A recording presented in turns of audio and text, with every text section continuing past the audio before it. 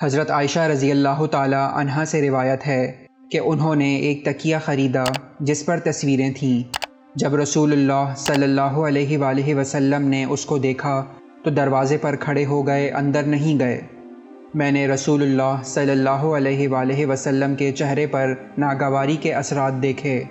میں نے عرض کیا، یا رسول اللہ صلی اللہ علیہ وآلہ وسلم، میں اللہ اور اس کے رسول کی خدمت میں توبہ کرتی ہوں، میں نے کون سا قصور کیا ہے؟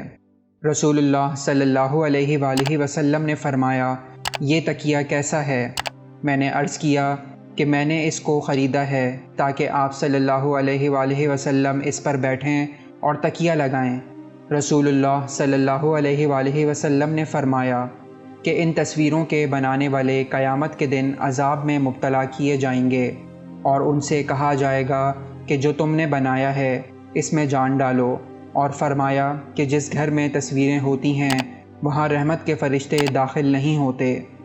اللہ تعالیٰ سے دعا ہے کہ اللہ تعالیٰ ہمیں قرآن و سنت پر صحیح معنوں میں عمل کرنے کی توفیق عطا فرمائے، آمین۔